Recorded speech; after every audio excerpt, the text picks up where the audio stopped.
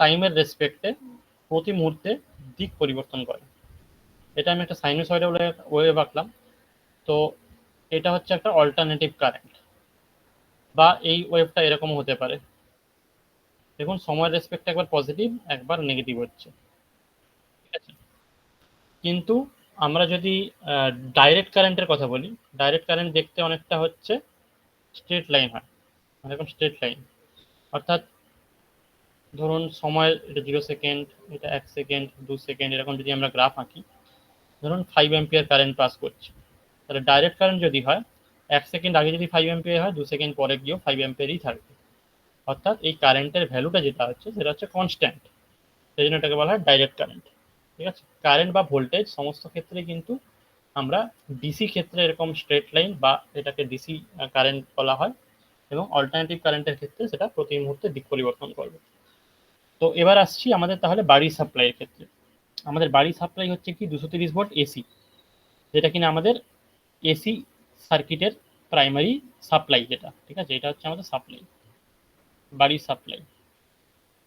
এই সাপ্লাই থেকে আমরা কি করি, এই সাপ্লাই থেকে একটা ইনপুট ফিল্টার যায়। ফিল্টার সার্কিট বলতে কি বোঝায়, ফিল্টার সার্কিট মানে ওই সার্কিটের মধ্যে যদি কিছু ধরুন এটা অনেক সময় ফিল্টার সার্কিটটা অনেক সময় এসি টু ডিসি কনভার্ট করার পরেও লাগানো হয়, যেটা এখানে ক্যাপাসিটর হিসেবে লাগানো রয়েছে। আবার এখানে যে ইনপুট সার্কিটটা লাগানো হয়েছে সেটা হচ্ছে এটা শুধু ইনপুট সার্কিটে থাকে না, এটা অনেক সময় ফিউজ একটা লাগানো থাকে, ফিউজের সাথে হচ্ছে একটা বাইপাস ক্যাপাসিটার লাগানো থাকে। অনেক রকম সার্কিটের যে যেরকম সার্কিট ডিজাইন করবে তার উপর ডিপেন্ড করে। কিন্তু এই ইনপুট ফিল্টার সার্কিটটা লাগানো হয় যাতে কোনো মূলত কারণ হচ্ছে ফিউজ লাগানো হয় সেফটির কারণে, ঠিক আছে। যে বাইরের এক্সটার্নাল সাপ্লাই থেকে যে কারেন্টটা আসছে সেটা যাতে আমার চার্জিং সার্কিটটাকে নষ্ট না করে, তাহলে তার জন্য ফিউজ লাগানো হয় সেফটির কারণে। আর একটা ক্যাপাসিটার, বাইপাস ক্যাপাসিটার রাখা হয় যাতে হিউজ কারেন্ট যাতে পাস করতে না পারে কোনোভাবে, শর্ট সার্কিট হয়ে গেল। এরপরে আসছি আমাদের AC to DC converter. AC to DC কনভার্টারের আরেকটা নাম হচ্ছে রেকটিফায়ার।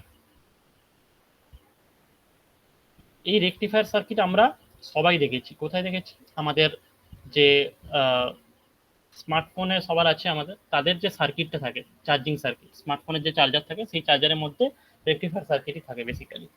তো রেকটিফায়ার সার্কিটটা আমি একটু ড্র করে দেখাই কেমন দেখতে হয়। জেনারেলি আমরা ডায়োড দিয়ে ব্রিজ রেকটিফায়ার বানাই, ঠিক আছে।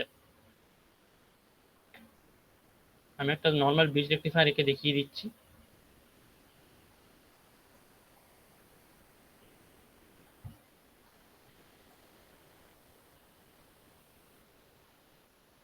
এখানে ধরুন লোডটা আছে,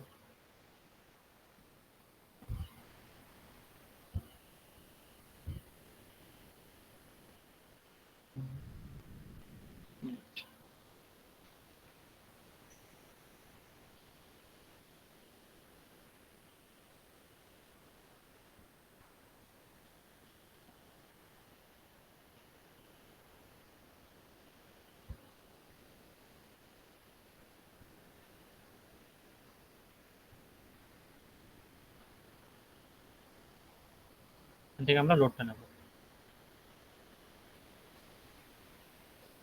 তো এই ডায়োডের কাজ কি, ডায়োডের কাজ হচ্ছে একদিকে কারেন্ট পাঠানো, উল্টো দিকে কারেন্টটাকে ব্লক করবে। অর্থাৎ এক্ষুনি আমরা যে সাইন ওয়েভটা আঁকলাম, ধরুন আমি এই সাইন ওয়েভটার ক্ষেত্রে কথা বলছি। এবার এখানে আমি একটা পার্টকে ধরুন নীল করে দিলাম, আর একটা পার্টকে আমি গ্রিন করে দিলাম। তাহলে যখন পজিটিভ হাফ, অর্থাৎ এই যে ওপরের নীল পার্টটা আছে, এই পার্টটার জন্য কি হবে, এই পার্টটার জন্য এখানটা পজিটিভ, এখানটা হচ্ছে নেগেটিভ। তাহলে এই পজিটিভ কারেন্টটা এখানে আসবে। এবার এখানে যেই আসবে এ দেখবে কোন ডায়োডটা আমার ফরওয়ার্ড বায়াসে রয়েছে, ঠিক আছে। এই ডায়োডটা হচ্ছে ফরওয়ার্ড বায়াসে রয়েছে, কারণ এদিকটা হচ্ছে পজিটিভ, এদিকটা হচ্ছে নেগেটিভ। তাহলে এই ডায়োডের মধ্যে দিয়ে কারেন্টটা যাবে, কারেন্টটা লোডের থ্রু দিয়ে এই ওপর থেকে নিচের দিকে যাচ্ছে, দিয়ে এখান থেকে এসে এই ডায়োডটা হয়ে ব্যাক করবে। তাহলে আমি যদি ডায়োডের নাম দিই A B C R D, তাহলে প্রথম ব্লুটার জন্য বা পজিটিভ সাইকেলটার জন্য আমার এ আর ডি এই দুটো ডায়োড হচ্ছে অন। আর নেগেটিভ হাফটার জন্য অর্থাৎ গ্রিনটার জন্য আমি যদি বলি, গ্রিনটার জন্য দেখুন এই নেগেটিভ হাফটা দিয়ে যাচ্ছে, ঠিক আছে, নেগেটিভ হাফটা মানে এখানটা এখন পজিটিভ আর এই দিকটা নেগেটিভ, এই এই হাফটার কথা হচ্ছে। তো এখন এই ডায়োডটা অন নেই, এখন আসবে এই ডায়োডটা অন হবে, ঠিক আছে, এখানটা পজিটিভ এখানটা নেগেটিভ। তাহলে নেগেটিভ হাফটার জন্য বি ডায়োডটা যাবে, বি ডায়োডের মধ্যে দিয়ে কারেন্ট গিয়ে আবার ঠিক ওপর থেকে নিচের দিকে কারেন্টটা যাবে, সি ডায়োড হয়ে ফিরে যাবে, সি ডায়োড হয়ে এটা দিয়ে ফিরে যাবে। তাহলে বি আর সি এই দুটো ডায়োড অন। কিন্তু আমি যদি এখানে পয়েন্ট দিই এক্স আর ওয়াই লোডের মধ্য দিয়ে, লোডের মধ্য দিয়ে কারেন্টের ডিরেকশন দেখুন দুটো ক্ষেত্রেই কিন্তু একদিকে, সেম ডিরেকশন, ওপর থেকে নিচের দিকে আসছে, তাই না, এক্স থেকে ওয়াই এর দিকে সেম ডিরেকশন, মানে কি এক্স থেকে ওয়াই এর দিকে যাচ্ছে। তাহলে আমি লোড থেকে যদি আমি যদি আউটপুট নিই কি পাবো, না ইনপুটে আমার হচ্ছে দুটো ওয়েভ ছিল, কিন্তু আউটপুটে গিয়ে নেগেটিভ হাফটাও কিন্তু আমার পজিটিভে চলে আসবে, কারণ লোডের মধ্যে দিয়ে সেম ডিরেকশনে কারেন্ট যাচ্ছে। তাহলে এখন আর এটাকে অল্টারনেটিভ কারেন্ট বলা যাবে না, এটা এখন হয়ে গেছে ডিরেক্ট কারেন্ট। কিন্তু স্যার এটা তো ডিরেক্ট কারেন্ট না, কারণ এটা তো ডিরেক্ট কারেন্ট মানে আমরা জানি একটা কনস্ট্যান্ট ভ্যালু থাকবে। এই যে ডিসি কারেন্টটা তৈরি হলো এটাকে বলা হয় পালসেটিং ডিসি। কেন পালসেটিং ডিসি, কারণ এটা ওঠানামা ওঠানামা করছে। সেই জন্য আমাদের এখানে ফিল্টার সার্কিট ইউজ করা হয়। এখানে একটা ক্যাপাসিটর দিয়ে দেখানো হয়েছে, এটাকে জেনারেলি ফিল্টার সার্কিট বলা হয়। অনেক সার্কিটে অনেক রকম অনেকে সার্কিট ডিজাইন করেন, অনেকে দেখবেন ইন্ডাক্টর দিয়ে তারপরে ক্যাপাসিটর রাখছেন, এরকম অনেকের সার্কিট ডিজাইন করেন। তো এই সার্কিটগুলোকে বলা হয় ফিল্টার সার্কিট। এই ফিল্টার সার্কিটে কি হয় না, এই পালসেটিং ডিসিটাকে আস্তে আস্তে পিওর ডিসিতে কনভার্ট করা হয়। ঠিক আছে, একটু অসুবিধা হচ্ছে ওটা। বুঝতে অসুবিধা হচ্ছে? হ্যাঁ, কোন জায়গাটা একটু বলুন। ওই যেই পজিটিভ নেগেটিভের ওই ফ্লোটা। পজিটিভ নেগেটিভ ব্যাপারটা, ঠিক আছে, আমি আরেকবার বলে দিচ্ছি।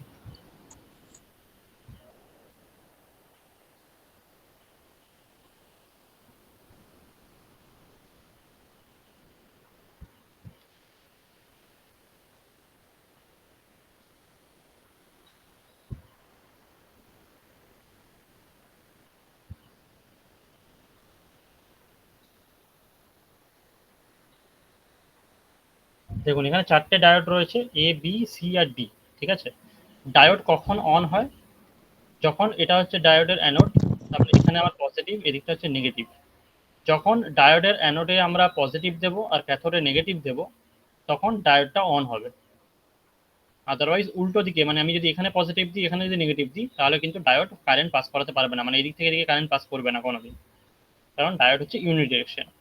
ঠিক আছে, এটা প্রথমে ক্লিয়ার করে নিন যে ডায়োডের এই যে দিকটা, ত্রিভুজের যে দিকটা বেস, সেই বেসের দিকটায় আমি যদি পজিটিভ দিই তবে ডায়োডটা অন হবে, আদারওয়াইজ অন হবে না। ঠিক আছে, এবার এই চারটে ডায়োড কম্বিনেশন করে আমরা বানাচ্ছি ব্রিজ রেকটিফায়ার, বা আমরা বলছি এসি টু ডিসি কনভার্টার। কিভাবে বানাচ্ছি, আমাদের বাড়ির যে সাপ্লাই সোর্স আছে তার সেটা কিন্তু এরকম এই সাইনোসয়েডাল ওয়েভ। তাহলে একদিকটা পজিটিভ একদিকটা নেগেটিভ। এবার পজিটিভ কখন হচ্ছে না, ধরুন আমি ধরে নিচ্ছি এখানটা পজিটিভ এখানটা নেগেটিভ। ঠিক আছে, এই সার্কিটটা আমাদের সবার যে কোনো ফোনের চার্জার বা যে কোনো এতেই থাকে ব্রিজ রেকটিফায়ার। ঠিক আছে,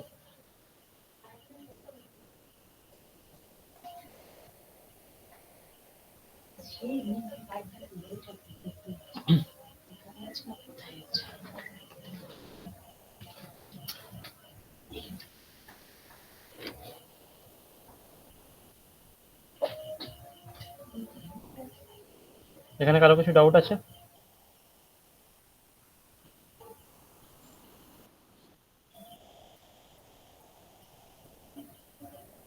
আচ্ছা, তো এখন আমরা কি পেলাম, এসি থেকে ডিসি পেয়ে গেলাম।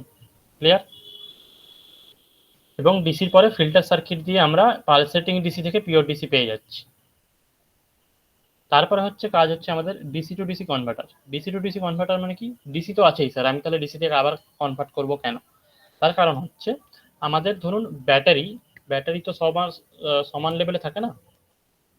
এই ডিসি টু ডিসি কনভার্টারের কাজ কি, ডিসি টু ডিসি কনভার্টারের কাজ হচ্ছে ভোল্টেজ লেভেলকে আপ বা ডাউন করা। ঠিক আছে,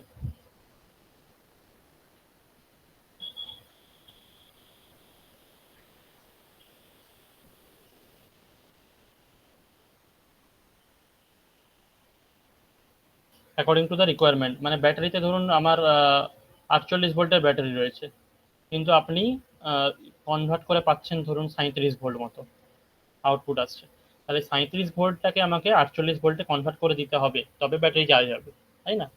এবং ব্যাটারি চার্জের জন্য এটা আপনারা হয়তো জানেন যে 48 ভোল্টের ব্যাটারি তাকে চার্জ করার জন্য কিন্তু 48 ভোল্টের থেকে বেশি দিতে হয়, তবে চার্জ হবে। মানে ধরুন 52 ভোল্ট কি 55 ভোল্ট এরকম টাইপের রেঞ্জে সাপ্লাই দিতে হয়, তবে ব্যাটারিটা চার্জ হয়।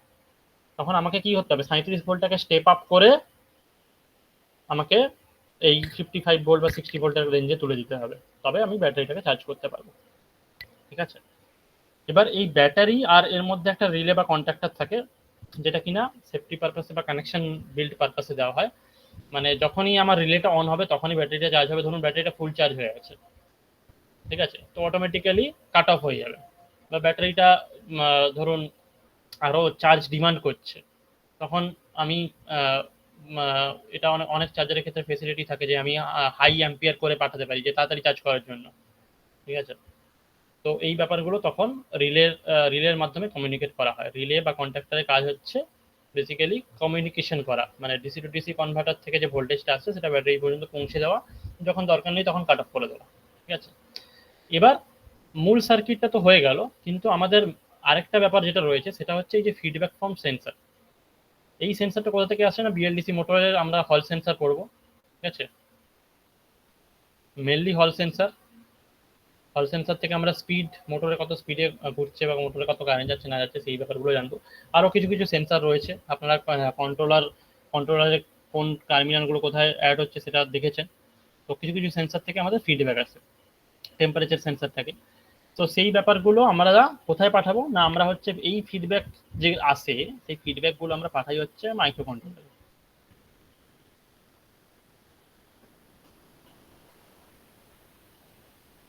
মাইক্রো কন্ট্রোলার কি আমরা আলোচনা করব, মাইক্রো কন্ট্রোলার কিভাবে কাজ করে এই সার্কিটে সেটা আলোচনা করব। শুধু এটা একটা জানিয়ে রাখলাম যে এটা একটা ফিডব্যাক মেকানিজম। যে আমার ধরুন মোটরের স্পিড ধরুন চলছে, একটা টোটো চলছে 20 কিলোমিটার/আওয়ার এরকম স্পিডে চলছে। এবার এই স্পিড থেকে আমি যখন বাড়াবো, শটলে বাড়াবো, তাই না? তো আমি যে শটল ঘোরাচ্ছি তাতে যে স্পিডটা বাড়ছে 20 থেকে 25 কিলোমিটার/আওয়ার হলো, এটা আমাকে কে বলে দিচ্ছে? ওখানে নিশ্চয়ই একটা সেন্সার রয়েছে যেটার মাধ্যমে স্পিডটা ক্যালকুলেট করা যাচ্ছে। আবার যখন ব্রেক করতে হবে তখন ব্রেক অ্যাপ্লাই করছি আমি, সেই ব্রেক অ্যাপ্লাই করে স্পিডটা আদৌ কমছে কিনা সেটা আমি কিভাবে জানবো? সেটাও এই ফিডব্যাকের মাধ্যমে আসে। ঠিক আছে, হল সেন্সারটা যখন বলবো তখন আরো ভালোভাবে বুঝতে পারবো। বাকি এই হচ্ছে মূল আমাদের সার্কিটের ব্যাপারটা, যেভাবে আমরা চার্জিং সার্কিটটা অপারেট করি সেইভাবে। এবং এর মধ্যে কন্ট্রোলারের পার্টটাও এইখানেই রয়েছে, মাইক্রো কন্ট্রোলার যে লিখেছি, মাইক্রো কন্ট্রোলারের সাথেও আরো অ্যাক্সেসরিজ থাকে অন্য। তো মূল হচ্ছে কন্ট্রোলের মধ্যে হার্ট হচ্ছে মাইক্রো কন্ট্রোলার। ঠিক আছে, এবার এবার হচ্ছে আমি যাচ্ছি যেটা রিয়েল সার্কিট। এই সার্কিটটা দেখে ভয়ে ঘাবড়ে যাওয়ার কিছু নেই। এখানে কোন পার্টটা কি আমি একটু বলে দিই। এক্ষুনি আমরা ব্রিজ রেকটিফায়ার করলাম এসি টু ডিসি, আমি ডায়োড দিয়ে দেখাচ্ছিলাম। তো এখানে দেখুন করা আছে যেগুলো, এগুলো হচ্ছে এসিআর বা মসফেট দিয়ে করা আছে। এবারে মসফেট দিয়ে কেন করা হয়, কারণ আমরা হচ্ছে কন্ট্রোলড করতে চাই। আমরা শুধু এসি কে ডিসি করে দিলেই হবে না, আমার কাছে কন্ট্রোল করার, মানে কন্ট্রোলারের মধ্যে মেইন পার্টটা কি, কন্ট্রোল করার মেকানিজম। তাহলে এই কন্ট্রোলারের যে হার্ট, মূল হার্ট যেটা, সেটা হচ্ছে মসফেট বা যেটা switching device. MOSFET is nothing but A switching device এখানে। ঠিক আছে, সুইচিং কম্পোনেন্ট। এই সুইচিং কম্পোনেন্টটাকে আমরা যদি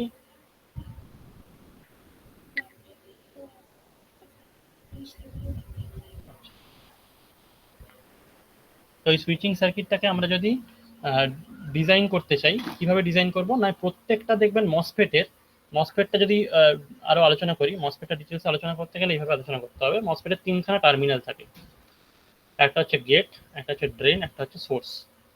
ঠিক আছে, এবার এই ড্রেন টু সোর্স একটা আমি সাপ্লাই দিয়ে দিলাম, সাপ্লাই আর গ্রাউন্ড, এটা হচ্ছে গ্রাউন্ড,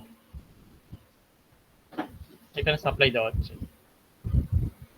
কিন্তু দেখা যাবে এই লোড বা রেজিস্ট্যান্সের মধ্য দিয়ে বা এখানে যদি কোনো বাল্ব জ্বালানো হয় সেখানে এই থ্রু দিয়ে কোনো কারেন্ট যাবে না। ঠিক আছে, এই অন হবে না, যতক্ষণ অন হবে না, কতক্ষণ অন হবে না, যতক্ষণ না এই গেটে আমি কিছু সাপ্লাই দিচ্ছি। স্যার এই জায়গাটা আরেকবার বোঝান। হ্যাঁ বলেছি, একটা ভিডিও দেখাচ্ছি আমি, তার আগে বলে দিই যে এইখানে ড্রেন আর সোর্স আর গেট, ঠিক আছে। গেট হচ্ছে এমন একটা টার্মিনাল যে গেটে আমি যতক্ষণ না সাপ্লাই দিচ্ছি ততক্ষণ এই drain to source current flow করবে না। মানে আমি যতই এখানে সাপ্লাই দিই না কেন, যতই এখানে গ্রাউন্ড কানেকশন দিয়ে রাখি না কেন, এই লোড রেজিস্ট্যান্স যেটা আছে এটা থ্রু দিয়ে কারেন্ট ফ্লো করবে না যতক্ষণ না আমি গেটে কিছু না কিছু ট্রিগার করছি বা গেটে সাপ্লাই দিচ্ছি, ঠিক আছে। এবার এই গেটে আমরা সাপ্লাই কিভাবে দিই, একটা প্র্যাকটিক্যাল ভিডিও আছে, প্র্যাকটিক্যালটা তাহলে একটু দেখাই। এক মিনিট।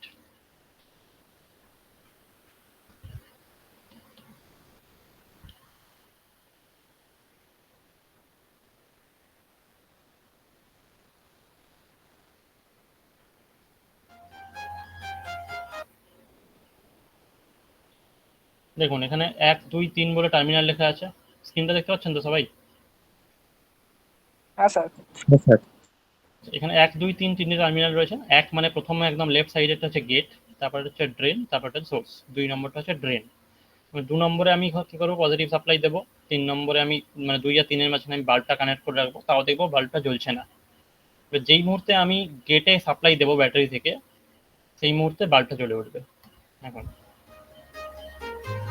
সাপ্লাইটা দেখিয়ে দিই। 3 নম্বরটাকে এখানে গ্রাউন্ড করছি, অর্থাৎ ব্যাটারি নেগেটিভের সাথে কানেক্ট করছি।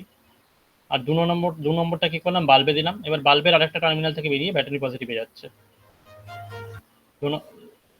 ব্যাটারির একটা টার্মিনাল থেকে বেরিয়ে পজিটিভে যাচ্ছে, ঠিক আছে। 2 নম্বরটা বাল্বে যাচ্ছে, বাল্ব এটা হচ্ছে বাল্ব ভায়া হয়ে যাচ্ছে, ঠিক আছে।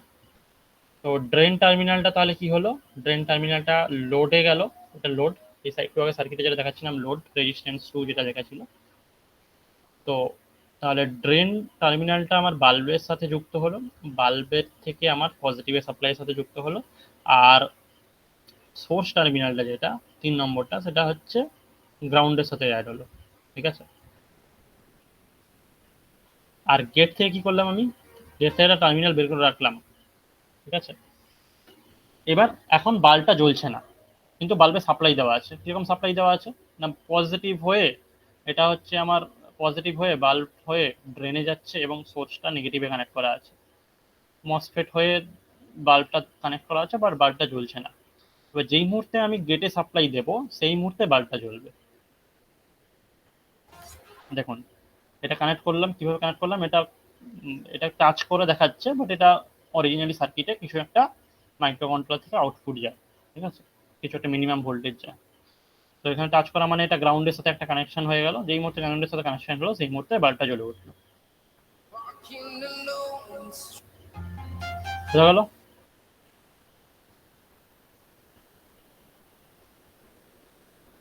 তাহলে এই মসফেট ইউজ করা হচ্ছে চারদিকে, ঠিক আছে। এটা হচ্ছে কনভার্টার সার্কিট, ব্রিজ রেক্টিফায়ার। তাহলে আমরা ডায়োডের পরিবর্তে মসফেট কেন ইউজ করলাম এখানে, না ব্যাপারটাকে কন্ট্রোল করার জন্য, কন্ট্রোলড। এটাতে লাভ কি হলো না, সার্কিটের কমপ্লেক্সিটি বাড়লো, বাট স্টিল আমি যদি বলি যে আমার হাই ব্যাটারি যে ভোল্টেজ আউটপুট যেটা আসছে সেই ভোল্টেজ আউটপুট বেশি দরকার, কোনোভাবে কারেন্ট বেশি দরকার, তো সেই যখন সেই ডিমান্ডগুলো কে পূরণ করতে পারে, সেই সেটা সাপ্লাই থেকেই আসবে আলটিমেটলি। আলটিমেট সাপ্লাই পাওয়ার যেটা জেনারেট করবে সেটা হচ্ছে ভোল্টেজ আর কারেন্ট মিলিয়েই আসবে। তো আমি যদি বেশি কারেন্ট চাই বা বেশি ভোল্টেজ চাই, সেটা কিন্তু এই মসফেটগুলোর মধ্যে থ্রু দিয়েই পাস হতে হবে, ঠিক আছে। এখানে ছবিতে যেগুলো দেখানো আছে এগুলো কিন্তু মসফেট নয়, এগুলো একটা এসিআর রয়েছে, কিন্তু অরিজিনাল সার্কিটে আমরা এখন মসফেট ইউজ করি, ঠিক আছে। তো যদি জানেন কেউ মসফেটের সার্কিট মানে মসফেট দেখতে হচ্ছে এরকম হয়, এই সিম্বলটা যেটা আঁকা আছে এটা হয়, তার সাইড দিয়ে একটা বাইপাস ডায়োড যেমন আঁকা আছে, এটা বাইপাস ডায়োড একটা দেওয়া থাকে। আচ্ছা, এরপরে ডুয়াল ফাংশন সার্কিট, এটা এখন মাথা ঘামানোর দরকার নেই, কারণ এটা হচ্ছে লো ভোল্টেজের জন্য। লো ভোল্টেজ বলতে আমাদের কন্ট্রোলার থেকে আপনারা দেখেছেন কিছু কিছু 12 ভোল্ট ইনপুট যায়, আউটপুট আসে, সেগুলোর জন্য আমরা এই সার্কিটটা ইউজ করি। তো তারপর হচ্ছে ডিরেক্ট চলে যাচ্ছে যে ডিসি টু ডিসি কনভার্টার। এটা বাই ডিরেকশনাল। কেন বাই ডিরেকশনাল করা হচ্ছে, বাই ডিরেকশন কেন করা হচ্ছে, কারণ এখানে হচ্ছে আমাদের সাপ্লাই থেকে যে কারেন্টটা আসে সেটা ডিসি থেকে আবার ডিসিতে কনভার্ট করে আমি ব্যাটারিকে চার্জ করছি। আবার যখন ধরুন দরকার নেই তখন কি করছে, আবার ব্যাটারি থেকে চার্জ উল্টো দিকেও পাঠানো যায়। এটা ওটা মেকানিজম আছে যে গ্রিডে ব্যাক করা যায়। ঠিক আছে, কিছু কিছু চার্জিং স্টেশন আছে দেখবেন যে তারা ব্যাটারি স্টোরেজ আছে, স্টোরেজ ক্যাপাসিটি রয়েছে, অনেক ব্যাটারি রয়েছে, তারা ব্যাটারি স্টোর করে রাখে। যখন গাড়ি এলো দিনের বেলা চার্জ হচ্ছে, ঠিক আছে, আদারওয়াইজ ওই স্টোরেজ অ্যাকাউন্টের ব্যাটারি থেকেই ইনবিল্ট কিছু লাইট ফ্যান চলছে, সেগুলো দেওয়া হচ্ছে।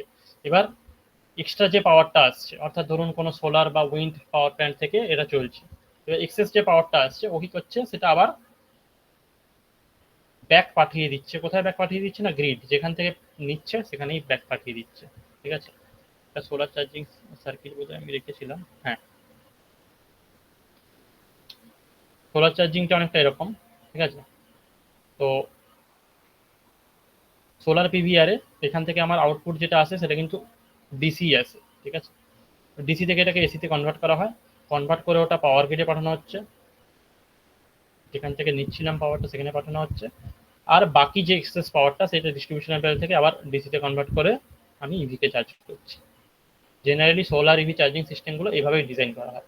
আপনাদের অনেকের বাড়িতে হয়তো রয়েছে, বা বাড়িতে বা পাশাপাশি বাড়িতে দেখতে পাবেন যে অনেকে বাড়িতে সোলার এখন লাগাচ্ছে। কেন লাগাচ্ছে, কারণ বলছে যে ইলেকট্রিক বিলটা কম আসবে। কেন ইলেকট্রিক বিলটা কম আসবে, তার পেছনে লজিকটা হচ্ছে এটাই যে সোলার থেকে আমার পাওয়ার জেনারেট হচ্ছে, যতটুকু আমার বাড়িতে লাগছে আমি নিচ্ছি, কনজিউম করছি।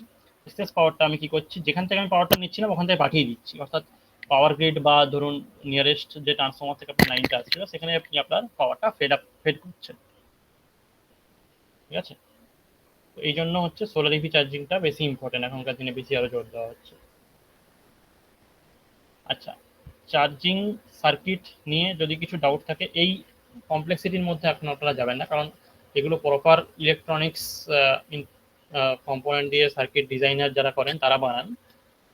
ঠিক আছে, আমরা যদি এর বাইরে ওভারঅল লেভেলে যেটা দেখি, ওভারঅল লেভেলে এইটুকু আমরা যেটা দেখলাম, এখানের থেকে যদি কারো কিছু ডাউট থাকে এখন জিজ্ঞাসা করতে পারে। আমরা কিন্তু মূল যে চার্জিং সার্কিট যেটা, তার যে ওয়ার্কিং প্রিন্সিপালটা সেটা দেখলাম, তার সাথে সাথে সোলার চার্জিং এর সিস্টেমটাও জেনে নিলাম। স্যার ওই ফিডব্যাক ফ্রম সেন্সর ওই জিনিসটা আরেকবার বুঝিয়ে দিন প্লিজ। আচ্ছা, ওটা আমরা পড়বো অলরেডি, যে বিএলডিসি মোটর থেকে আমরা যে সেন্সর লাগানো থাকে, অর্থাৎ যে হল সেন্সরের যে আউটপুটটা আছে সেটা কিভাবে আমরা এই কন্ট্রোলারের থ্রু দিয়ে আমরা কন্ট্রোল করি, মানে বিএলডিসি মোটরের যে স্পিড কন্ট্রোল করি আমরা, সেটা কিভাবে করি। ঠিক আছে, সেটা আমরা দেখবো। ওটা ছাড়া আর কিছু ডাউট আছে? না স্যার। ওকে,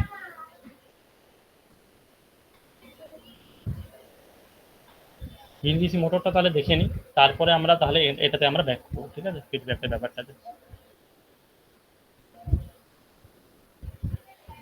আচ্ছা, মোটরের ব্যাপারগুলো আমরা আপনারা দেখেছেন অলরেডি, মানে মোটামুটি ওভারঅল লেভেলে কনস্ট্রাকশন বা যেটা যতটুকু দরকার। তো আমি মূলত ওয়াইন্ডিং সেকশনটাতে জোর দিচ্ছি যে কিভাবে কাজ করছে সার্কিটটা। ঠিক আছে, এখানে আমাদের 3 রকমের ওয়াইন্ডিং থাকে, দেখতে পাচ্ছেন, এ বি আর সি। এটা হচ্ছে রেড কালারে রয়েছে, বিটা ব্লু কালারে রয়েছে, সিটা হচ্ছে গ্রিন কালারে রয়েছে। এবং ভেতরে ভেতরে না, অ্যাকচুয়ালি এটা বাইরে একটা পার্মানেন্ট ম্যাগনেট থাকে। সেই পার্মানেন্ট ম্যাগনেটটাকে ধরার জন্য কি হয়, এটা ঘুরতে থাকে। আমি ওর ভিডিওটা দেখাই তাহলে ভালো বুঝে বোঝা যাবে, তারপরে আমরা এটা আবার ব্যাক করবো।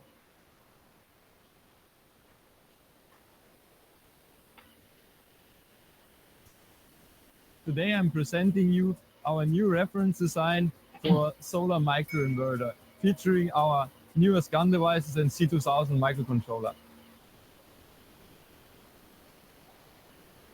In order to make the operation more reliable, brushless DC motors. আগে ডিসি মোটর ছিল, ঠিক আছে, তো বিএলডিসির ফুল ফর্ম হচ্ছে ব্রাশলেস ডিসি মোটর। ব্রাশলেস কেন করা হলো, কারণ আমরা যদি দেখি যে এই যে ব্রাশ, এটা হচ্ছে টিপিক্যাল ডিসি মোটরের দেখতে, ভেতরটা এরকম দেখতে হয়। তো ডিসি মোটরের এই যে ওয়াইন্ডিং সেকশনটা যেরকম ভাবে ছিল, ডিসি মোটর সম্পর্কে বলতে গেলে আবার একটা ক্লাস লেগে যাবে, তো আমি একটু ওভারঅল লেভেলে বলে দিচ্ছি যে ডিসি মোটরের ওয়াইন্ডিংটা এইভাবে থাকে এবং কারেন্টটা আলটিমেট এসে কালেক্ট হয় এই জায়গাটাতে। ঠিক আছে, এই ব্রাশের থ্রু দিয়ে। এই যে কালো জিনিসটা দেখতে পাচ্ছেন, ওপরে যেটা কালার আছে, নিচেও একটা কালার রয়েছে, এটা হচ্ছে কার্বন ব্রাশ। এই ব্রাশের থ্রু দিয়ে একটা মানে ঘুরছে এরকম একটা জিনিস থেকে আমরা কারেন্টটাকে কালেক্ট করতে পারি। একটা জিনিস ঘুরছে, সেখান থেকে আমরা কারেন্টটাকে কিভাবে কালেক্ট করবো? Through this brush. এই ব্রাশটা ছিল কার্বন দিয়ে তৈরি, পদার্থ দিয়ে তৈরি, নাহলে তো স্পার্কলিং হবে বা কোনোভাবে শর্ট সার্কিট হয়ে যেতে পারে। তো এই ব্রাশের মাধ্যমে কি হতো, ব্রাশের মধ্য দিয়ে স্পার্ক তৈরি হতো, কিছু লস হতো, কিছু মানে মোটরে একটা আগুন ধরে যাওয়ার চান্স থাকতো। এই জিনিসটাকে সরানোর জন্য ব্রাশলেস ডিসি মোটর আছে। এই ব্রাশের থ্রু দিয়ে কারেন্ট কালেক্ট করতে গেলে অনেক ঝামেলা আছে। DC motors wear out over the time যেমন স্পার্ক তৈরি হচ্ছে যখন কারেন্টটা কালেক্ট করছে, and may cause sparking. Thus, the brushed DC motor should never be used for operations that demand long. এবার বিএলডিসি মোটরের এটা হচ্ছে স্টেটার, ঠিক আছে, মানে বাইরের যে আমরা কেসিংটা দেখতে পাই, ওখানে আমাদের পার্মানেন্ট ম্যাগনেট থাকে। BLDC motor is a permanent magnet উপরে নর্থ, নিচে সাউথ, permanent ঠিক আছে। magnet. The stator এবার has a স্টেটারে হচ্ছে আমাদের তিনখানা ওয়াইন্ডিং, যেভাবে আমরা দেখলাম এ বি সি, সেইভাবে তিনখানা ওয়াইন্ডিং রয়েছে। as shown.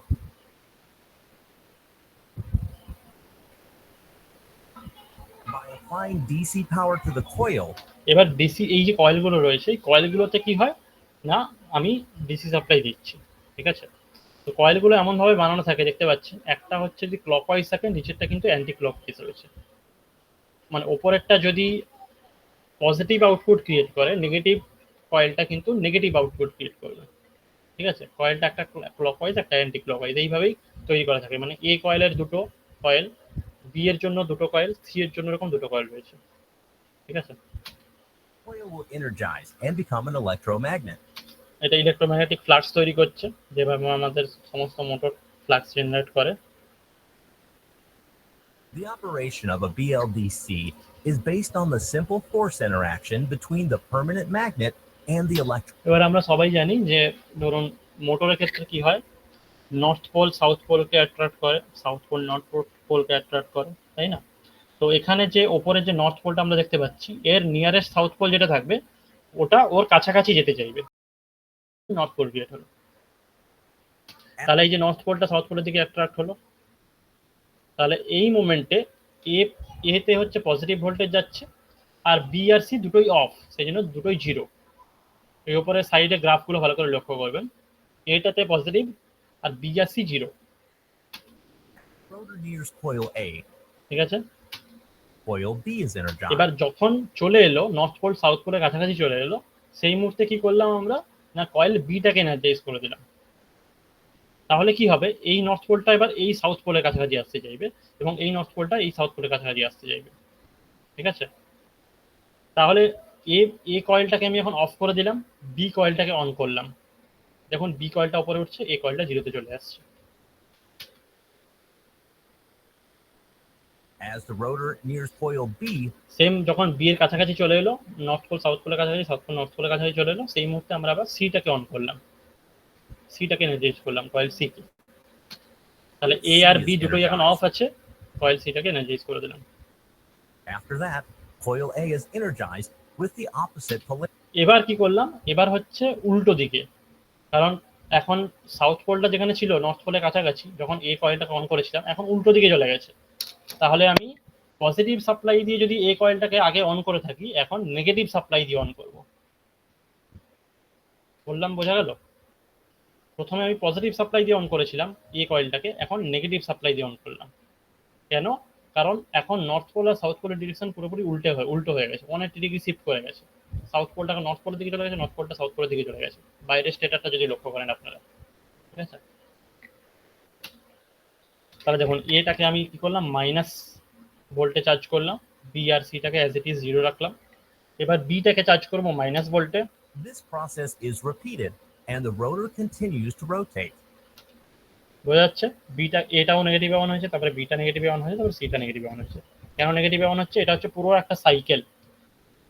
এই ওপরে স্টেটারটা এন থেকে আবার ঘুরে এসে ওই পজিশনে এন হতে আমার এই পুরো একটা সাইকেল কমপ্লিট করতে হবে, ঠিক আছে। এটা হচ্ছে আমার পুরো একটা সাইকেল। এখানে আমরা এ বি আর সি তিনটে কয়েলকেই পার্টিকুলার একটা ইন্টারভালে অন অন মানে পজিটিভে অন করছি, অফ করছি, আবার নেগেটিভে অন করছি, অফ করছি। কি শিডিউলে অফ করছি সেটা বুঝতে পারছেন। প্রথমে এটা অন হচ্ছে, তারপরে বিটা অন হচ্ছে, তারপরে সিটা অন হচ্ছে। সেম অ্যাজ সি এর পার্টটা শেষ হয়ে গেলে বিটা নেগেটিভে অন হচ্ছে, এটা নেগেটিভে অন হচ্ছে, তারপরে বিটা নেগেটিভে অন হচ্ছে, তারপরে সিটা নেগেটিভে অন হচ্ছে। ঠিক আছে? Analogy to help remember it is to think of the BLDC operation like the story of the donkey and the carrot.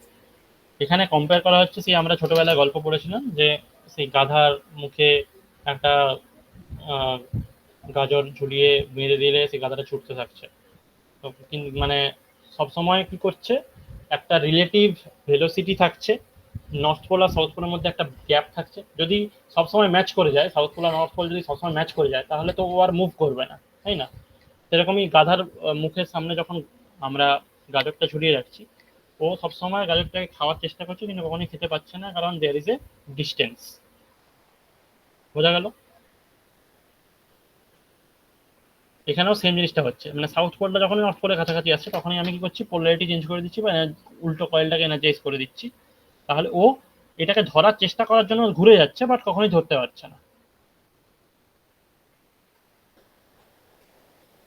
দেখুন Where the ছবিটা, donkey tries hard. ভিডিওটা ভালো করে লক্ষ্য করুন বা ভালো করে বুঝতে পারবেন। Humorous analogy to donkey and the carrot.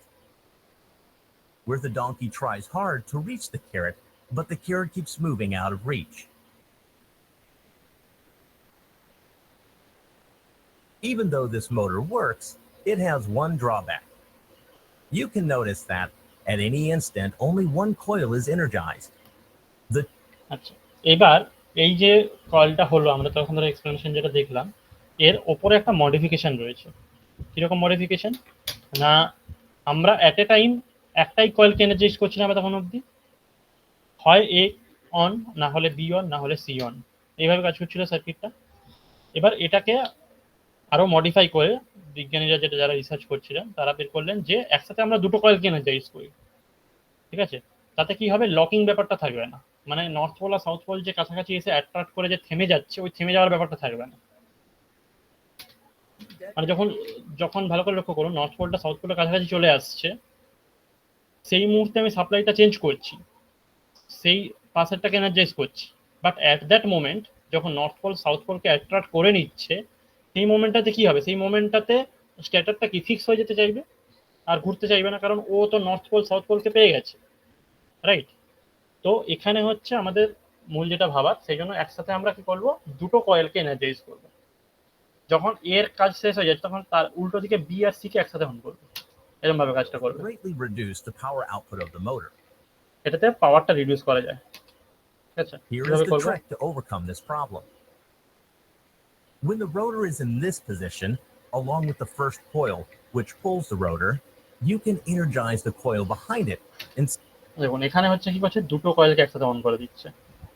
ধরুন এ কয়েলের কাছে এখন স্টেটারের নর্থ পোল আর সাউথ পোল রয়েছে, এ কয়েলের জাস্ট অপোজিটে।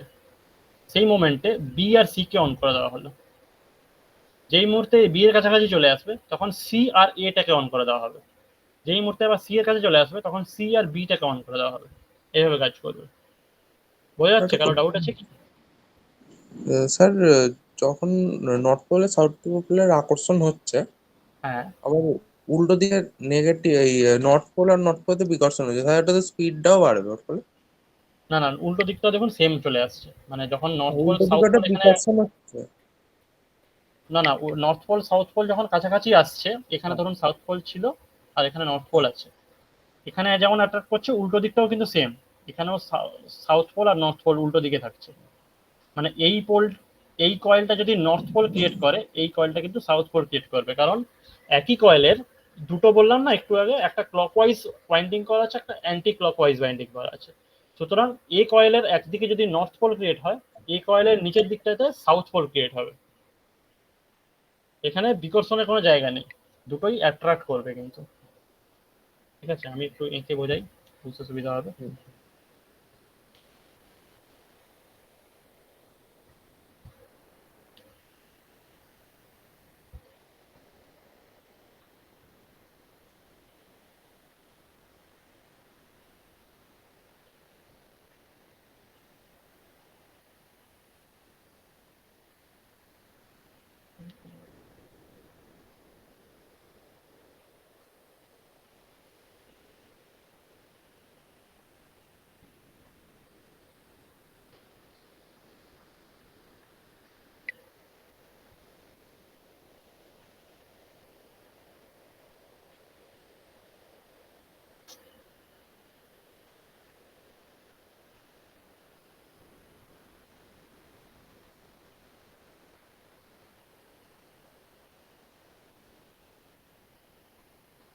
দেখুন এটা হচ্ছে যদি ক্লকওয়াইজ করলাম ওয়াইন্ডিং, এটাকে করলাম অ্যান্টি ক্লকওয়াইজ, তাহলে আমি যখন এই কয়েলটাকে এনার্জাইজ করছি এখানে যদি নর্থ পোল ক্রিয়েট হয় এখানে কিন্তু ক্রিয়েট হবে সাউথ পোল।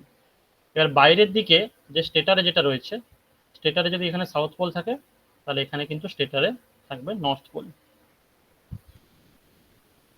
এটা হচ্ছে একটা ওয়াইন্ডিং এর কথা বললাম এ। তাহলে এই নর্থ পোল আর এই সাউথ পোল যদি একে অপরকে অ্যাট্রাক্ট করে নেয় এবং এই কাছাকাছি যদি চলে আসে তাহলে কি হবে, এটা লক হয়ে যাবে না? যে নর্থ পোল সাউথ পোলকে অ্যাট্রাক্ট করে নিয়েছে, এখানে সাউথ পোল নর্থ পোলকে অ্যাট্রাক্ট করে নিয়েছে, তাহলে তো আর ঘুরবে না, ঘুরতে চাইবে না, তাই না? দ্যাটস ওয়াই আমাদের কি করা হলো যে এ পোলের কাছাকাছি যেই মুহূর্তে চলে আসবে সেই মুহূর্তে আমরা বি পোল মানে উল্টো দিকে যে আরেকটা ওয়াইন্ডিং রয়েছে এটা বি পোল, আর বি পোল না সরি বি ওয়াইন্ডিং, আর এদিকে যে সি ওয়াইন্ডিং,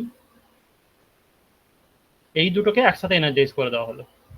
তাহলে কি হবে, এখানে এন তৈরি হয়ে যাবে আর এদিকে এস তৈরি হয়ে যাবে। তাহলে এই এনটা এখন এই এস এর দিকে যাওয়ার চেষ্টা করবে, এই এসটা এখন এই এন এর দিকে আসার চেষ্টা করবে। দুটো করে এনার্জাইজ করলে কি হবে, এই লক হয়ে যাওয়ার ব্যাপারটা থাকবে না এবং পাওয়ার কনজাম্পশনটাও কম হবে। বোঝা গেল কি বললাম?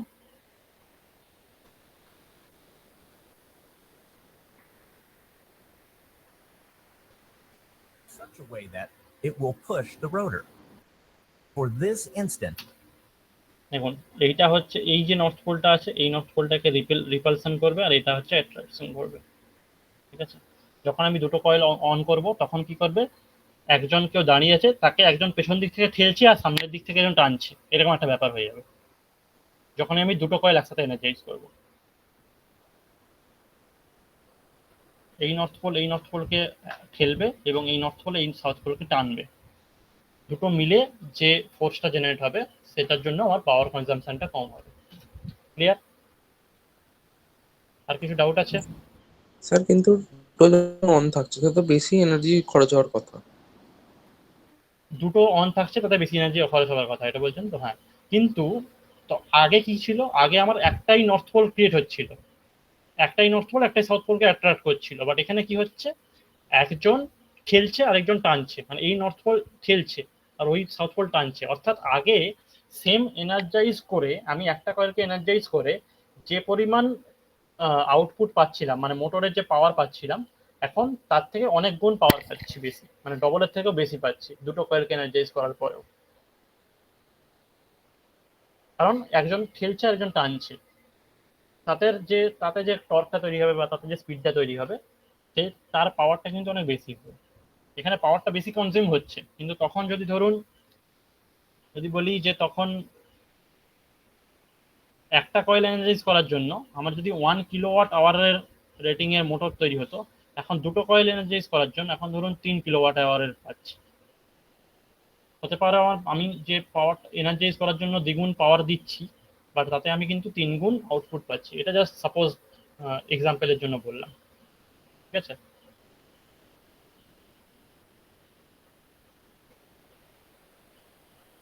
ক্লিয়ার?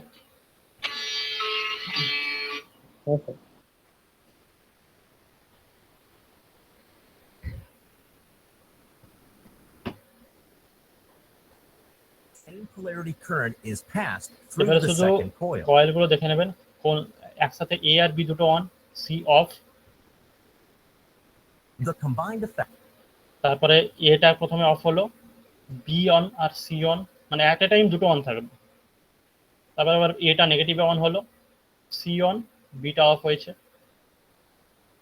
তারপরে আবার এটা অন থাকছে, সিটা অফ হচ্ছে, বিটা নেগেটিভে অন হচ্ছে, এইভাবে কাজ করছে, ঠিক আছে? এটা হচ্ছে আমার ফাইনাল বিএলডিসি মোটর এইভাবে কাজ করে।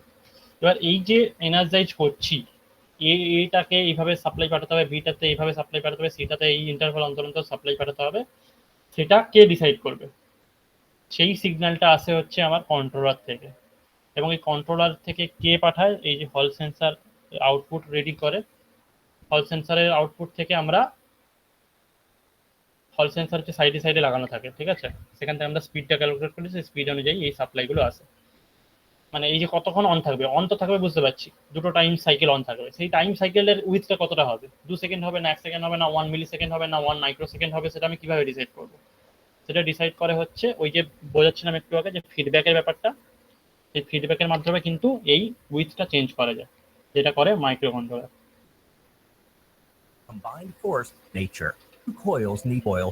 We can cells together. When the coils of DC works, how do I know which stator? I will get a continuous rotationtronic controller for this purpose. A এই যে sensor, sensor determines the position of এই যে sensor determine the rotor position, ঠিক আছে, মানে sensor দিয়ে আমরা রোটরে কোন পজিশনে আছে সেটা ডিসাইড করি, সেটা কিন্তু সেন্সর আউটপুটটা যাচ্ছে ইলেকট্রনিক কন্ট্রোলারে, যেটা একটু আগে বোঝাচ্ছিলাম যে ফিডব্যাক বোঝাচ্ছিলাম, সেই ফিডব্যাকের মেকানিজমটা এটা এখানে, ঠিক আছে। রোটরটা কোন পজিশনে আছে সেই অনুযায়ী সেন্সর রিড করে, মানে রোটরের সাইডে সাইডে হল সেন্সর লাগানো থাকে, সেই হল সেন্সর রিডিংটা যায় কন্ট্রোলারে, কন্ট্রোলার সেই অনুযায়ী আমার সাইকেলের যে এই যে এটাকে কতক্ষণ অন রাখা হবে, বিটাকে কতক্ষণ অন রাখা হবে, সিটাকে কতক্ষণ অন রাখা হবে, সেটা ওই কন্ট্রোলার থেকে আউটপুটটা আসে, ঠিক আছে। এবং সেই আউটপুটটা কোথায় যায় সেটা কিন্তু ওই যে একটু আগে বলেছিলাম মসফেটের গেটে একটা সিগন্যাল দিতে হবে, সেই মসফেটের গেটগুলোতে যায় ইলেকট্রনিক কন্ট্রোলার থেকে। তাহলে আমার সিগন্যালগুলো কোথায় যায়, যে স্পিডটা বাড়াতে হবে না কমাতে হবে, সেই সিগন্যালটা যায় আলটিমেট কিন্তু মসফেটের গেটে, মসফেটের গেটে পাঠালে তবে সুইচ অন হবে, তবে ও কারেন্টটাকে পাস করাবে। and based on this information, the controller decides which coils to energize. Most often, a Hall effect sensor is used for this purpose.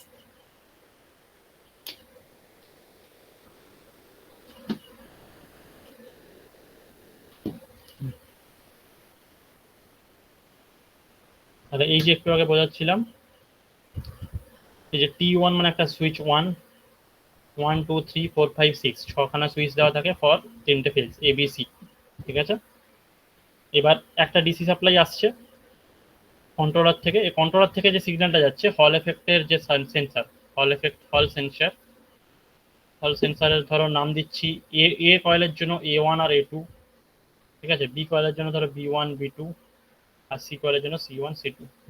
এগুলো কোথায় কোথায় যায় না, প্রথমে হচ্ছে T1 আর T2 তে হচ্ছে, এখানে হচ্ছে A1 যাচ্ছে, T2 তে যাচ্ছে A2। তাহলে যখন এ ফেজটাকে অন করার জন্য এই সুইচটা ক্লোজ হবে, যে কারেন্টটা হচ্ছে এই থ্রু দিয়ে আসবে, এসে এ ফেজে যাবে, এবার ফিরে যাবে ধরো সি ফেজ দিয়ে, এ আর সি প্রথমে অন থাকবে বলেছিলাম, তাহলে এ ফেজ দিয়ে যাবে, সি ফেজ দিয়ে ফিরে আসবে, বি ফেজে তখন কোনো কাজ নেই। আবার B1 আর B2 ধরো এখানে দিলাম, বি ফেজে কোনটা যাচ্ছে দেখি, হ্যাঁ 6 এ যাচ্ছে, তাই তো, এটা B1 দিলাম, আর বি আর সি ধরো অন থাকছে পরেরটাতে, সি ফেজ হচ্ছে এটাই।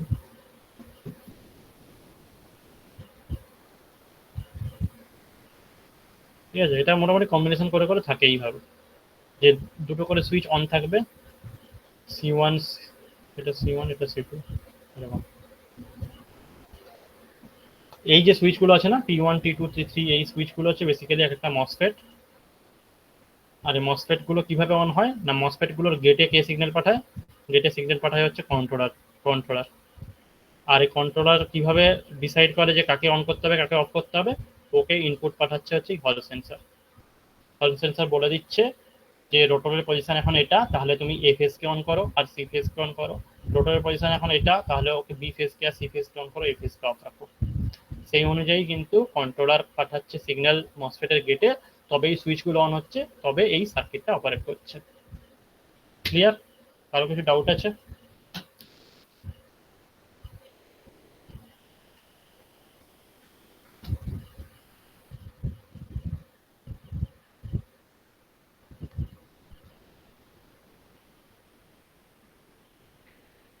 আচ্ছা, এইবার কি এই ব্যাপারটা বোঝা গেছে, এই যে ফিডব্যাক ফ্রম সেন্সর, হ্যাঁ স্যার। এটা হচ্ছে আমার হল সেন্সর। এই হল সেন্সরের তাহলে ফিডব্যাকটা কোথায় যায়, এখানে তাহলে একটা স্টেপ হবে আমাদের, এটা হচ্ছে কন্ট্রোলার। এই কন্ট্রোলার সিগন্যালটা কোথায় পাঠাচ্ছে, যে কোনো সার্কিটের, মানে আপাতত নিচে আমরা যে সার্কিটটা এঁকেছি সেটা হচ্ছে বেসিক সার্কিট, এই মোটরকে অপারেট করার জন্য যে সার্কিটটা ডিসি টু ডিসি কনভার্টারের পরেই এটা করা হয়, এই সার্কিটের সুইচিং সার্কিটটা বেসিক্যালি, এই সুইচিং সার্কিটটা অন অফ করার জন্য আমরা এটাতে কাজে লাগাচ্ছি কন্ট্রোলারের আউটপুটটাকে। স্যার একটা কোশ্চেন আছে। বলুন। স্যার যখন রিভার্স হচ্ছে, গাড়িটা রিভার্স করা হচ্ছে, রাইট। তখন কি মোটরটা সেন্সারটা কি উল্টো পদ্ধতিতে কাজ করবে? যখন পজিটিভ ধরো তখন ওটা নেগেটিভে যাবে, আর যেটা পজিটিভ সেটা নেগেটিভে দেবো। একদম একদম কারেক্ট। যখন গাড়িটাকে রিভার্স করবো আমরা, তখন মোটরটাকে উল্টো দিকে ঘোরাতে হবে, তখন পুরোপুরি সাপ্লাইটাকে আমরা উল্টে দেবো। মানে একদম এখানে যে ডান দিকে আপনারা ভিডিসি দেখতে পাচ্ছেন, এই যে ভিডিসি, এইটাকেই উল্টে দেওয়া হয়, এটাকে নেগেটিভ আর এটাকে এদিকটা পজিটিভ করে দেওয়া হয়, তাহলে ঘুরে দিলেই হবে, আর কোনো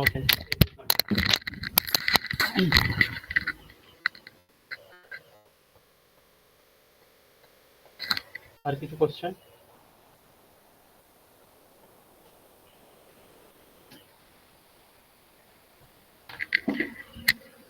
স্যার যে কার্বনটার ফলে যে প্রথম স্পার্ক হচ্ছিল, এতেও তো স্পার্ক হওয়ার সম্ভাবনা থাকতে পারে।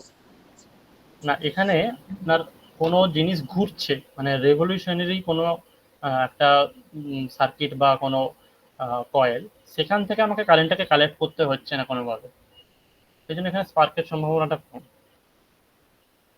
ভেতরে যেটা যেটা ওই যে ম্যাগনেটিক ফিল্ড আপনারা যেটা দেখতেন, ওটা এই যে ভেতরে যে ম্যাগনেটটা আঁকা আছে না, এটা হচ্ছে ইলেকট্রোম্যাগনেট, মানে এটা হচ্ছে এই যে নর্থ পোল সাউথ পোল, এটার জন্য ভেতরে ফ্লাক্স, ম্যাগনেটিক ফ্লাক্সের দ্বারা তৈরি হচ্ছে।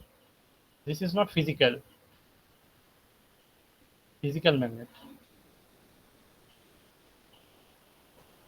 এটা হচ্ছে একটা electromagnet produced by revolution of flux।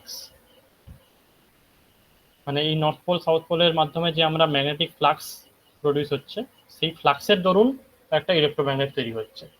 সেই ইলেকট্রোম্যাগনেটটা বাইরের যে নর্থ পোল সাউথ পোল যেটা ঘুরছে, সেটাকে ধরার চেষ্টা করছে, কিন্তু ধরতে পারছে না। There is a relative velocity সবসময় থাকছে, সেই কারণে আমরা ওটাকে সবসময় ঘুরতে দেখতে পাই, না হলে কোনো একটা জায়গায় স্ট্যাটিক হয়ে যেত।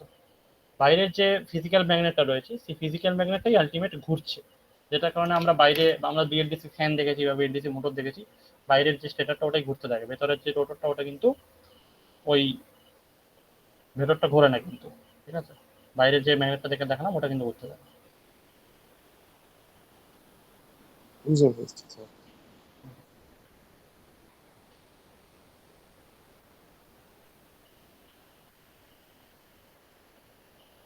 আচ্ছা, এবার কন্ট্রোলারের ব্যাপারটা বুঝলাম, যে হল সেন্সর থেকে কন্ট্রোলার আউটপুট আসে। এবার শুধু কি কন্ট্রোলারের কাজ ওটাই? ওটা ছাড়াও আর কিছু কিছু কাজ আছে, ঠিক আছে? যেমন কিছু প্রোটেকশন প্রোভাইড করে, তারপরে ইনপুট ভোল্টেজ, কারেন্ট, এগুলো সেফ চার্জিং হচ্ছে কিনা সেটা মনিটর করে, মানে যা যা আছে মসফেট বা পাওয়ার ইলেকট্রনিক্স ডিভাইস যেগুলো আছে, তাদের গেট ড্রাইভারকে তো বললাম already. Voltage and current to match the battery charging profile সেটা দেখে, তারপরে battery temperature, state of charge কি কন্ডিশনে রয়েছে সেটাও দেখতে পাই, আর real time diagnostic fault detection, এগুলো ওভার কারেন্ট বা over voltage protection, over heating protection, এই প্রোটেকশনগুলো অনেক সময় কন্ট্রোলারের থ্রু দিয়ে করা হয়, মাইক্রো কন্ট্রোলার থ্রু দিয়ে করা হয়। মূল কাজ হচ্ছে কন্ট্রোলারের এটাই, যে control switching of power electronics device via gate driver, এটা অলরেডি আমরা ডিসকাস করলাম। এটা ছাড়াও কন্ট্রোলার কিন্তু ভোল্টেজ আর কারেন্টের যে লেভেল সেটা কিন্তু মেনটেন মানে মনিটর করে সেফ চার্জিং কন্ডিশন প্রোভাইড করে, তার সাথে সাথে টেম্পারেচার, ওভার হিটিং এই ব্যাপারগুলো রয়েছে। কারণ একটা মাইক্রো কন্ট্রোলার হচ্ছে একটা কন্ট্রোলারের হার্ট, ঠিক আছে? একটা চিপ মতো ধরে রাখতে পারি আমরা।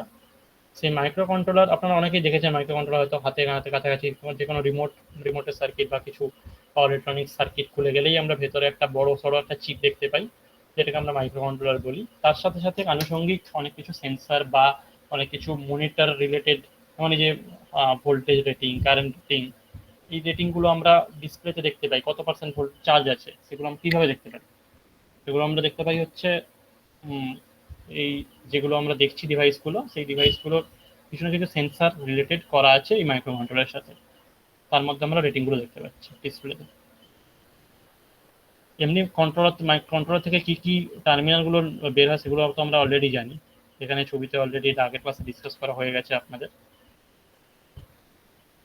তো এটা আমি আর ডিসকাস করছি না। শুধু আমি মূল যে হার্ট যেটা আমাদের আলোচনা করার দরকার ছিল সেটা আমি আলোচনা করলাম,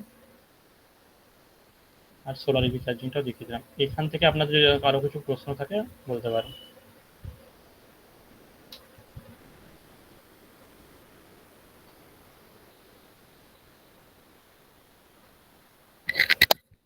স্যার শুনতে পাচ্ছেন?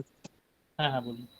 হ্যাঁ বলছি স্যার, মানে আমরা যখন একটা মোটরকে রিভার্স করি তখন দেখেছি আমরা থ্রোটলের পাশে যে রিভার্স সুইচটা থাকে ওটাকে প্রেস করার পরে যখন অ্যাক্সিলারেটর বা থ্রোটলটা আমরা প্রেস করি ঘোরাই তখনই হচ্ছে মোটরটা উল্টার দিকে ঘোরে। ঠিক ঠিক। তো সেক্ষেত্রে ওই রিভার্সের যে সুইচটা মানে ওটা কার সঙ্গে কানেকশন থাকে? রিভার্সের সুইচটা একদম সাপ্লাইয়ের সাথে কানেক্টেড করা থাকে, মানে ব্যাটারি, আপনার যে ব্যাটারি সাপ্লাই রয়েছে ব্যাটারি থেকে কন্ট্রোলার থ্রু দিয়ে আলটিমেটলি আসে। যাচ্ছে। তো এই যে ব্যাটারি, আপনার ব্যাটারি, তো ব্যাটারি হ্যাঁ। থেকে আপনার হচ্ছে এখানে সুইচিং সার্কিট যেটা রয়েছে আমার, তারপরে এখানে মোটরে যাচ্ছে, ঠিক আছে। হুম। মোটরে কিছু হল সেন্সর রয়েছে, সেই হল সেন্সরের ফিডব্যাক হয়ে আবার ওটা সুইচিং সার্কিটে যাচ্ছে কন্ট্রোলার। এই হচ্ছে আমার সিম্পল সার্কিট। তো আমি যখন ওই রিভার্স বাটনটা প্রেস করি তখন এইখানে না একটা মেকানিজম থাকে এই জায়গাটাতে, তো এটা কি করে পুরোপুরি চেঞ্জ করে দেয়, এই পজিটিভ টার্মিনালটাকে নেগেটিভে, নেগেটিভ টার্মিনালটাকে পজিটিভে লাগিয়ে দেয়। বাকি যা সার্কিট অ্যাজ ইট ইজ থাকে। যখন মানে রিভার্স হচ্ছে না সেক্ষেত্রে আমরা কোনটা যে মেকানিজমটা ওটা কোনটা মানে কোনটাকে আমরা চেক করব? রিভার্স যখন হচ্ছে না তখন তো নর্মাল কন্ডিশনে কাজ করছে, যখন রিভার্স হচ্ছে তখন পজিটিভটা নেগেটিভ আর নেগেটিভটা পজিটিভে লাগিয়ে দিচ্ছি, মানে সাপ্লাইটাকেই আমি উল্টে দিচ্ছি। সাপ্লাইটা এখন নর্মাল ঠিক, কন্ডিশন এরকম অবস্থা রয়েছে। এবার আমি কি করলাম, সাপ্লাইটাকে ধরুন আমি যেটা আগে পজিটিভ ছিল সেটা নেগেটিভে করে দিলাম, আর নেগেটিভটাকে পজিটিভ করে দিলাম। এটা বলতে চাইছি আমরা তো এটা ম্যানুয়ালি করছি না, কিন্তু না ম্যানুয়ালি মানে এটা করছি না। হ্যাঁ সেটা কার দ্বারা হচ্ছে আর কি? আচ্ছা আচ্ছা, কার দ্বারা হচ্ছে, ওখানে হচ্ছে হ্যাঁ। রিলে থাকে, কন্ট্যাক্টর থাকে,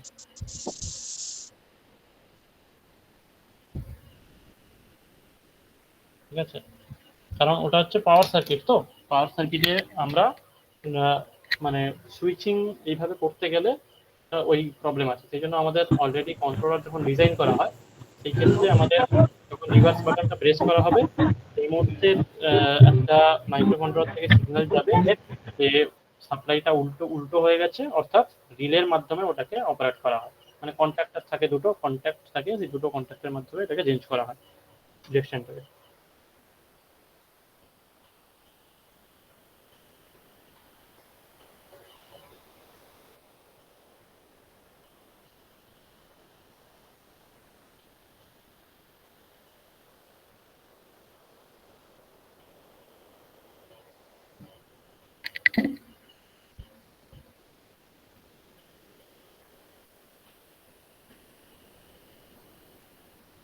রিলে ব্যাপারটা আপনারা আমি একটু দেখিয়ে দিই রিলেটা কিভাবে কাজ করে। রিলের না একদিকটা হচ্ছে কন্ট্রোল সার্কিট, আর একদিকটা থাকে হচ্ছে আমার পাওয়ার সার্কিট। এই দুয়ের মধ্যে মেলবন্ধন স্থাপন করার কাজটাই হচ্ছে আমার রিলে, ঠিক আছে। কন্ট্রোল সার্কিট আর পাওয়ার সার্কিটের মধ্যে ডিফারেন্সটা কি? কন্ট্রোল সার্কিট মানে হচ্ছে জেনারেলি তার ভোল্টেজ রেঞ্জটা 0 to 5 ভোল্ট বা 0 to 12 ভোল্ট হবে, ঠিক আছে, এর বেশি হয় না। আর পাওয়ার সার্কিট মানে তার থেকে বেশি, অর্থাৎ greater than 48 volt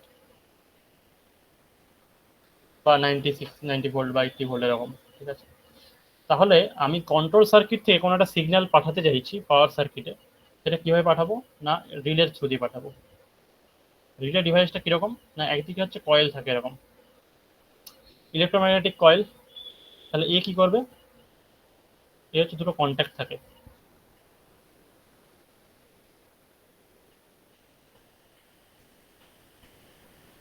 normally open, আর এটা যেই কয়েলটা এনার্জাইজ হয়ে যাবে অমনি এটাকে টেনে এই পজিশনে করে দেবে, সেটা হচ্ছে নর্মালি ক্লোজ।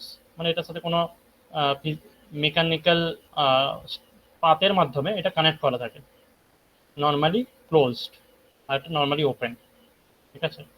প্রথমে আমার হ্যান্ডেলটা হচ্ছে নর্মালি ওপেনে ছিল, যেই মুহূর্তে আমি পজিটিভ আর নেগেটিভ সাপ্লাই দেবো, অর্থাৎ আমি কয়েলটাকে এনার্জাইজ করব, সেই মুহূর্তে ইলেকট্রোম্যাগনেটিক ফ্লাক্সের দরুন এই হ্যান্ডেলটা নর্মালি ওপেন থেকে নর্মালি ক্লোজ পজিশনে চলে আসবে।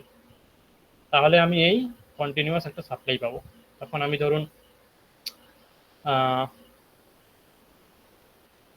এখান থেকে কোনো একটা সাপ্লাই টেনে রেখেছি, দুটোই আমি গ্রাউন্ডের সাথে অ্যাটাচ করে রাখলাম। প্রথমে একটা সাপ্লাই যাচ্ছিল না, যেই নর্মালি ক্লোজ হলো অমনি আমি সাপ্লাই পেয়ে যাবো। ঠিক আছে, নর্মালি ওপেন মানে 0 ভোল্ট আর নর্মালি ক্লোজ মানে ধরুন 48 ভোল্ট, সাপোজ এক্সাম্পল হিসেবে বললাম।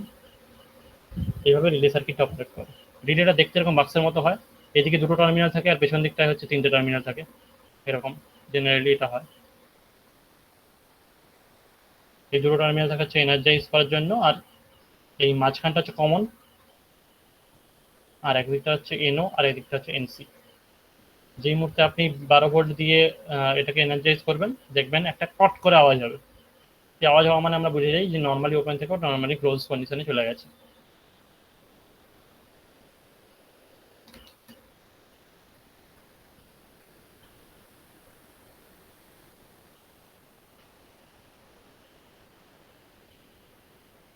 ফিল্টার সার্কিটটা কিভাবে কাজ করে আমি একটু ডিটেলসে বলে দিই, অনেকের মনে প্রশ্ন থাকতে পারে যে তখন আমি যেটা দেখালাম পালসেটিং ডিসি তৈরি হয়, তো এরকম এটাকে বলা হয় পালসেটিং ডিসি।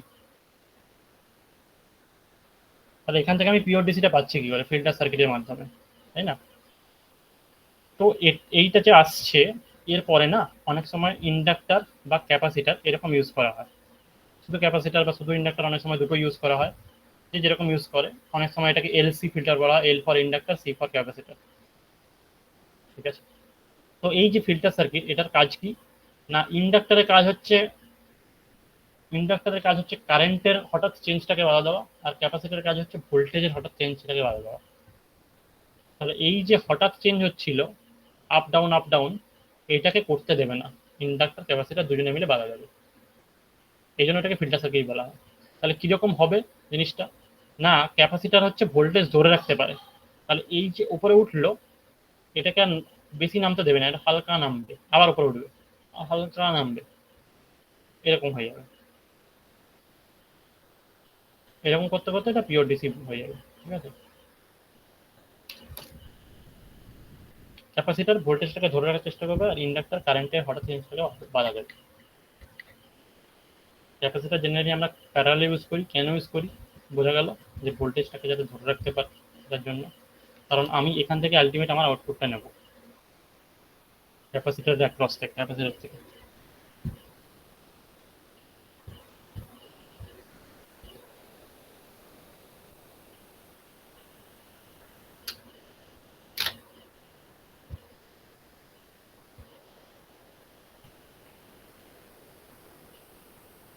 আরো কিছু প্রশ্ন থাকলে বলতে পারেন।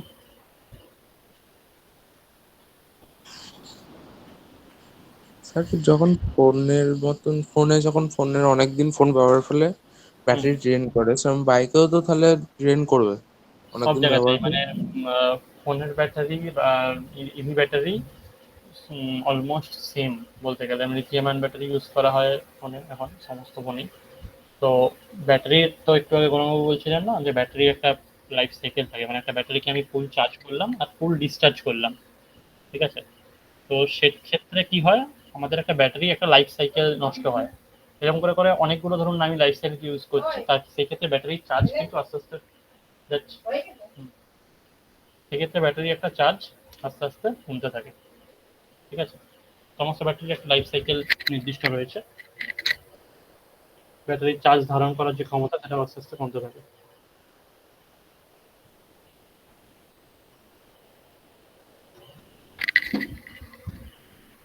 আর কিছু প্রশ্ন থাকলে বলুন।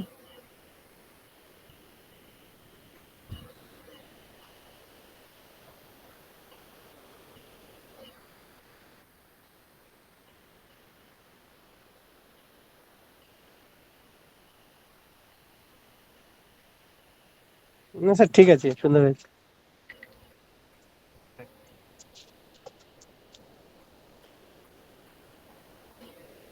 আমাদের এই মোটর আর মাইক্রো কন্ট্রোলার এবং যে চার্জিং সার্কিট পুরোটা কিন্তু ইন্টার রিলেটেড, সেই কারণে পুরো ব্যাপারটাকে একসাথে বললাম।